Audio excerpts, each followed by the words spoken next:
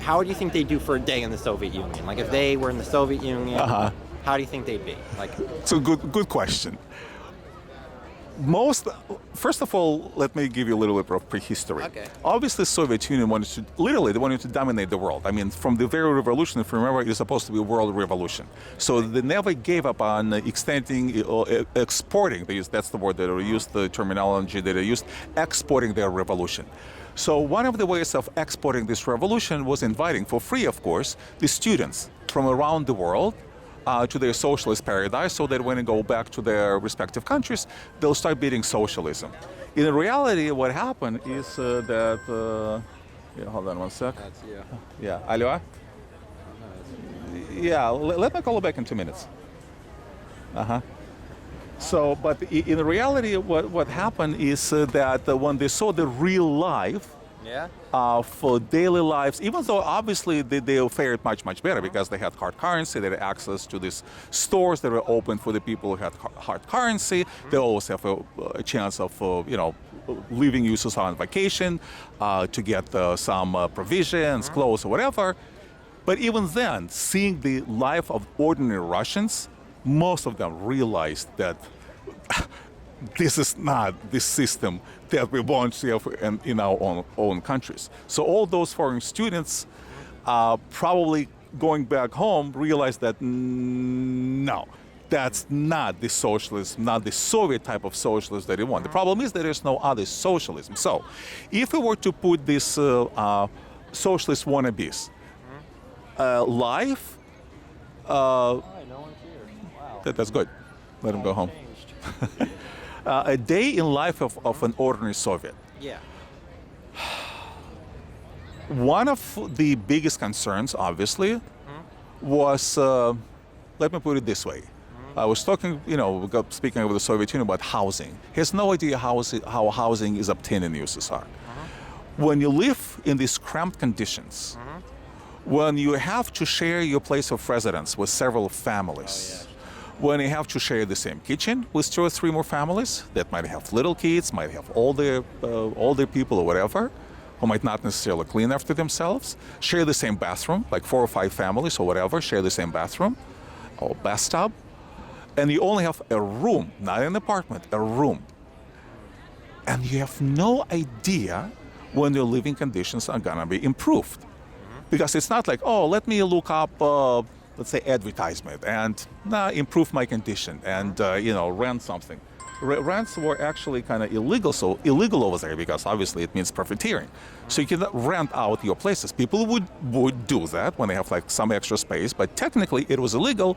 But again, as I mentioned before, the government would close the blind eye on these issues because, well, as long as not making it political issues, well, there's kind of black market that the system not only tolerated, but had to tolerate, because otherwise it would have been a total collapse of the system per se. So, you wake up in the morning, you want to go to the bathroom, it's occupied. You can't possibly be late for work. The most important thing in the USSR was to come to work on time. If you come even a few minutes late, big problem. Big trouble. Once you get to work on time, for 8 hours you can do virtually nothing. That's okay. That's okay. Okay. So, by the end of the day, or in many cases during your work, you sometimes try to find time or take turns to go shopping. Because somebody at work will say, oh, you know what? They have stuff deficit in that store. You better run over there while the supplies are over there, because obviously if you're late, you'll have not much to eat today, or maybe there's some kind of clothing that otherwise you can't possibly get because they're selling it now there, and you don't know when and where it's gonna be sold again, if ever. So they're always hunting for provisions, food provisions, clothing, that kind of stuff. And of course, after work, you are in a smelly train with no air conditioning, or a smelly bus, because people would take shower once a week. They have so-called bath 'cause they didn't have enough bath water. day. They don't have enough water, or it's just culturally, You would wear the same socks for a week. You will wear the same. Sorry about that. I'll go. No problem. Sure. They will wear the same clothing for a week. They will take bath or shower once a week. Obviously, with this hygiene, riding public transportation was how should I say, not the most pleasant olfactory experience. So you get back home, and home you're back to the same issues. Where let's say if you don't have your own place. You have family, you have to feed your kids. If it's communal apartment, then you have deal with the daily problems. But the worst thing of all is that there's no future. Okay, so you live like that a year or two, 5 years, 10 years, 20 years. What's the future? What's the future? You just leave, and if you're someone who wants to accomplish something, it's virtually impossible, especially something that you really want to do. And not just play with the system and try to find your little kind of safe space, as they say today, in USSR. So the lack of opportunities is probably, to me, for example, someone who wants to make someone out of themselves was the worst thing. Really, that's why so many drunkards. They have so many problems over there. Yeah. How can you live without future? And nobody believes in social future. Really, no matter how much propaganda was working over there, in reality, the Soviet citizens, they never believe in socialism. I bought that because, I could just tell when I saw the old videos of all the rallies, everybody just looked pissed. They were like, well, they had a people in the front yay, and then in the back they were like, exactly. They had to go. They would bust them over there. Do you think they wanted to go on those demonstrations? I don't buy of course that. not. I 100% of course not. buy that. May demonstrations, whatever there were, the November 7th revolution, those kind of parades. They would bribe them. They would give them, maybe the same proverbial kielbasy, sausages or whatever, so to make people go over there, or just force them to go. It's like you can't say no.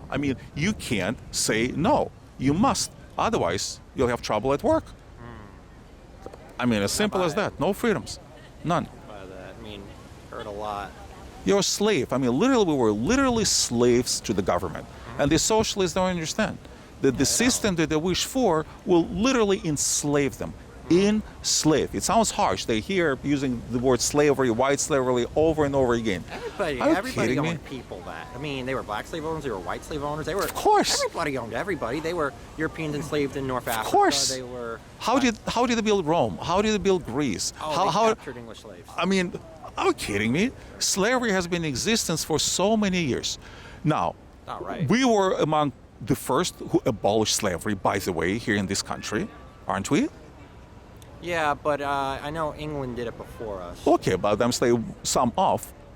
That's the movement when it comes to abolition of slavery. Obviously, we have no slavery here whatsoever. However, today, in the 21st century, look at Africa, slavery flourishes over there. Look at, Muslim countries. Look at the ISIS, proverbial ISIS. It's front page news. Or Boko Haram. They enslave the girls. They enslave people. They enslave Christians. This is modern day slavery. Yeah. And they treat them worse than subhumans. Really. No, they treat them the same as the Holocaust. I think this is what I honestly think about the Holocaust. I think after 1945, of course it ended. Everybody knows that. But I think the idea didn't die with Hitler or Nazism. No, it didn't. And it happened before. But when it comes to anti-Semitism, talking about racism in this country, for instance, and there's racism here. Of course there's racism, but here's the fundamental difference. You cannot fix sick people. Yeah, true. If you hate a black person, if you hate a Jew, that's a personal preference. Yeah. You cannot fix that.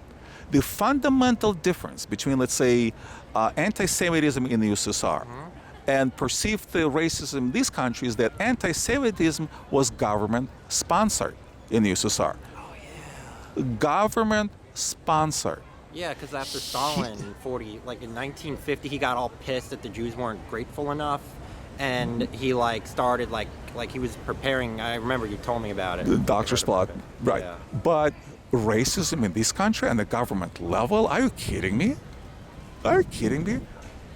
Just the opposite is happening. With affirmative action, for example, we did so much to improve their lot. It's not really working that well, by the way, because you have to give people opportunities. Don't put people down in a sense that you doubt their abilities, because every time you sort of give them a green light, it means that you're sort of trying to say, well, maybe you're not that great. Hey, you want equality? Well, their equality, be the best. And we have the best everywhere, no matter what the color of the skin, no matter the nationality. I mean, starting with the president, not that he's the best as the president, but the fact that we had the black president in this country, it's a testimony to the fact that there's no racism in this country, and the white people elected him. White people elected black president. No, I mean, how can you say that there's racism in this country when we had the black president? I mean, there's racism. Well, the reason I believe there's still racism in this country is, you know what, it's never going to end. I know that, but I believe we could make it better. Like, I believe in education. I believe if like people get a good education, those who are like, I'm going to put in the work, should naturally, you know, be given a higher position. Look, I believe that. This is my definition of, let's say, racism. If we use, like, say, two examples: racism and anti-Semitism. Yeah, same shit. No. The point is, oh boy, hold on a sec. Hey, good answer. Алло. Because I'm still talking to someone. Hello. Hello. No. It's okay. Just go. I'll call you when I'm done.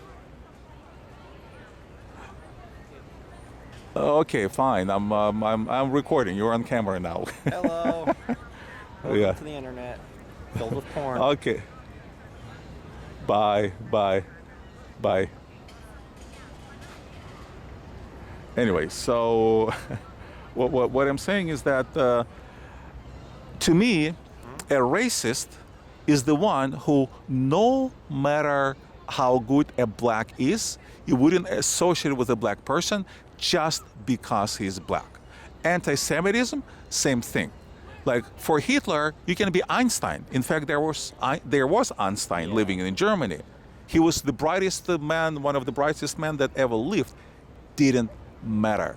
He was still bad. He belonged in gas chamber. So when people talk about racism, when you have at least one black friend, one black person that you like and you respect, you're not a racist anymore. Because to Hitler, it did not matter at all. You're a Jew, you're bad, you belong in gas chamber. Plain and simple. Yeah. Do you follow? That does make sense? I'm following. So You're sometimes kind of, you know, when people say racism, just because maybe you don't like a bunch of these blacks, but you have friends, you're friends with other bunch of blacks that you do like, how can it make you a racist? I understand what you're saying. You know what I mean? Yeah, because I mean, sometimes people do use like a certain group as a political pawn. Like I think Democrats do use African Americans as a political pawn. I don't believe they give a fuck about them, and you know. Of course they don't. I know they don't. Of course. I'm just like, you could do They need so their much votes. good. Of course you can. And I mean, So, I felt like so bad because like I have very close friends. One of my best friends lives in the inner cities, and he told me like all about it. And you know, we're both like, I think I'm more centrist, to be honest, like a centrist. Like I always want to learn more about political thought, but he's like, you know what, it's not working. And I'm like, I agree. I want change. I mean, there's no jobs. You know, we need jobs because if you get jobs, you're gonna just makes your life easier. You get money. of course, food. but it's so easy to create jobs in this country. No, it's very easy. So easy. Sheesh. Piece of cake, really. What do you do? Like, what is your job? I'm a business owner. Like, what do you own? Like, do you make stuff? Do you like? I sell import.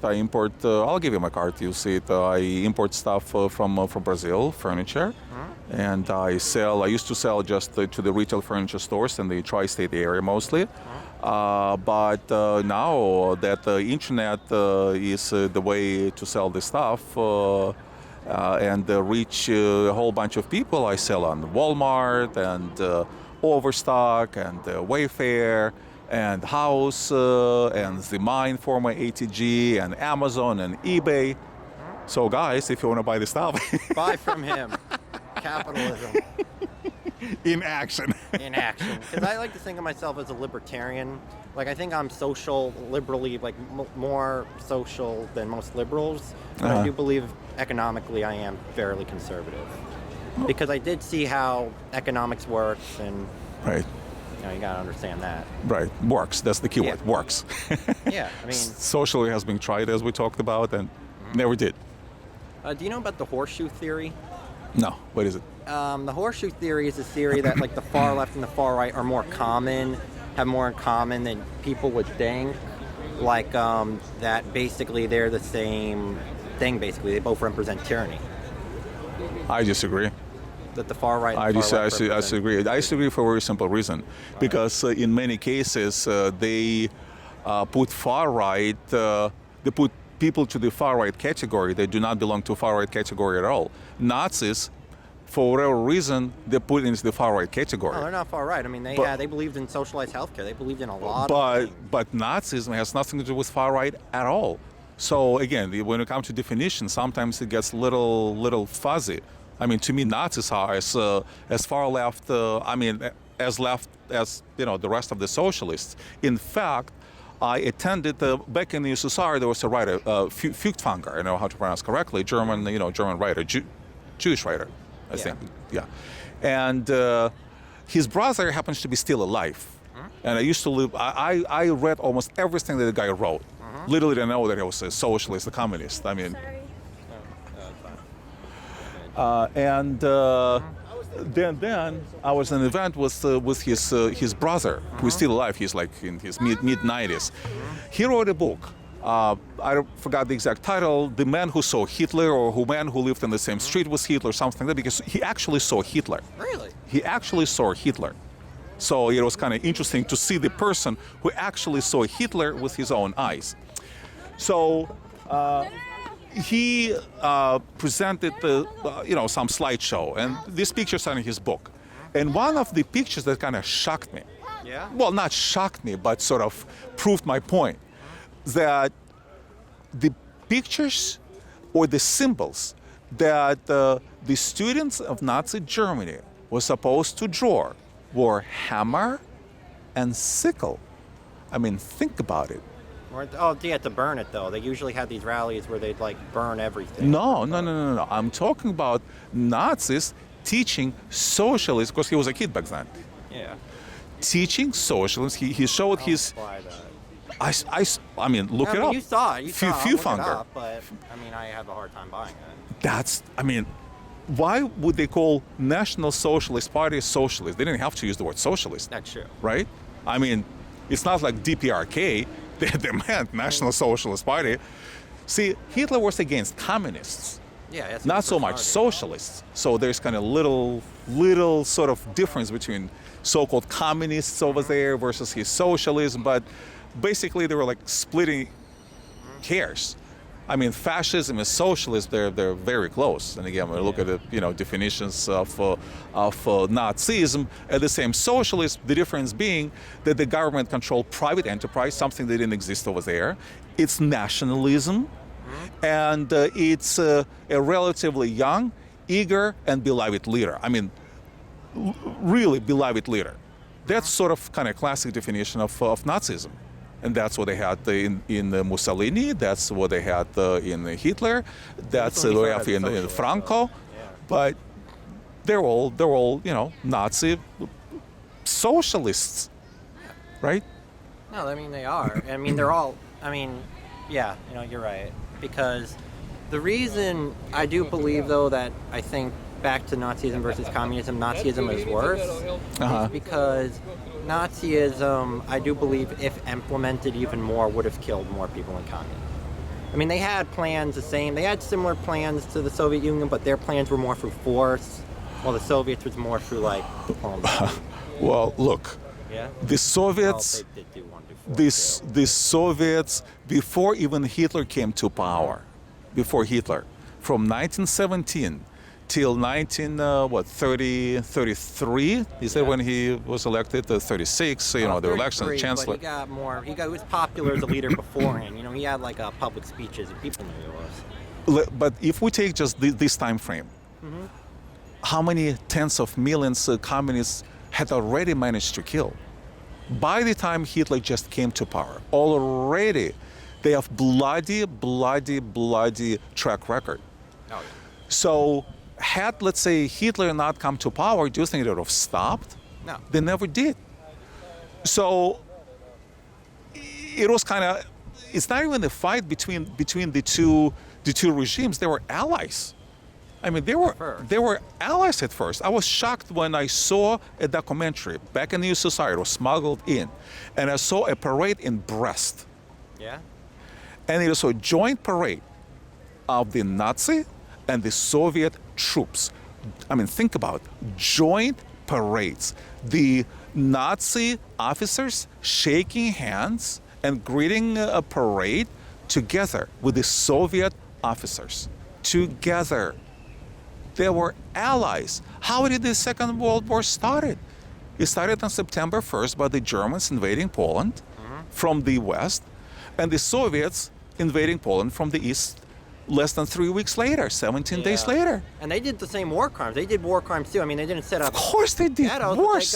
No, seriously. Like, people forget that what they did. I mean, the Polish Home Army was fighting communists and was fighting Nazis, which is why I think the Polish Home Army is one of the most badass institutions in history. Military organizations. But I mean, yeah, all right.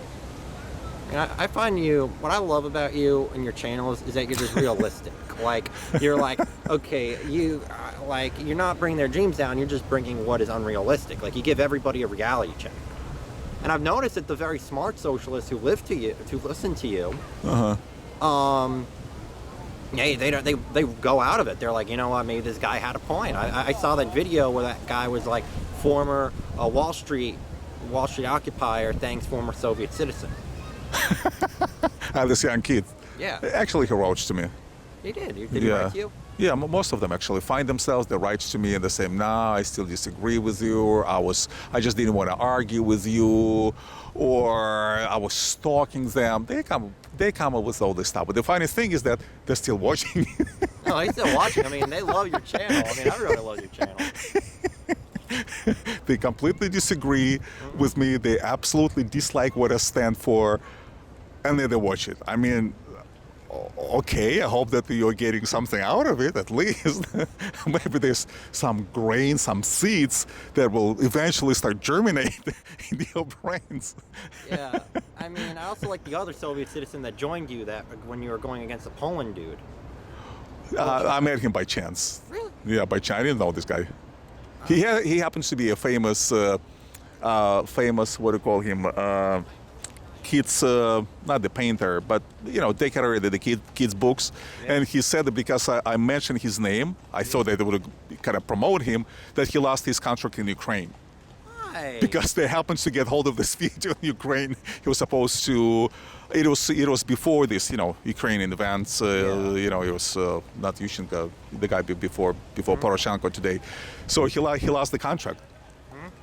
To work for this publication, kids books publication. Oh, I love that with those videos. I always find them really just useful. I mean, beyond their entertainment value, you could find something in it. Okay, well, I'll put this one on the YouTube. Oh, I hope people. No, I think my uncle is gonna call me and he's gonna be like, were you on a channel? Why did you get on the channel? I wanted to be on the channel. He's gonna be pissed at that. Why? He's not gonna be pissed. He's gonna be happy. I meant, like, he's gonna be pissed that he didn't get on. I think he's gonna. It's so easy. Come on, I'll give him my card. Get in touch with me if I'm in Tennessee. I was in Tennessee, in Memphis, at some point many years ago. Johnson City. That is a long way away from Memphis. Well, I'm just telling you where in Memphis I did travel. I used to date a girl from Memphis. Cool. So. Yeah, I'm gonna go to sure. back then. Okay. So nice talking to you. Oh, it's a pleasure What's her name? Michael. Michael, do you want to give your last name if you like, or? I'll just go with Tennessee. I'm writing Tennessee, okay. actually a book about the anti-Trump movement. Okay. And in my book, like it actually, I think, changed my life. Like, it opened many ideas. Like, I was more leftist, I'd say, like 8 months ago, but now I've kind of like, switched more centered, because at this point I'm like, you know what? Well, in another 8 months you'll become right wing. That's okay. I don't know. Maybe views change. Maybe. Well, welcome to the fold. Maybe it'll change. You never know. How old are you? I'm actually 16. 16? You're just 16? Oh, yeah. You're a very young man. Yeah. See, the 16-year-olds in the USSR, for instance, in Russia, yeah. And that's what actually makes a difference here. When you talk to people in America, no matter what your opinion is, at least you're able to express your opinion I like that. In some sort of way. I wouldn't say, logical or illogical, but at least you're able to express yourself. Yeah. In Russia, if you talk to someone and stick camera to somebody's face, well, first of all, they wouldn't like it in the first place, but even they're okay, to speak on camera. They'll go like little slogans, like little jumping, but hardly ever more than that, like any sort of legible, meaningful conversation. It's very hard to get in Russia, even today. But hey, who cares? Yeah. Yeah, that's all I gotta say. Well, anyway, sure. You. Let me give you my card, and right, sure. And I'll give we'll you talk. a copy. Okay. Want to say goodbye? Bye-bye. Remember, kids, don't do socialism. Don't do Nazism. Like capitalism. All right. High five. Signing off. Yeah.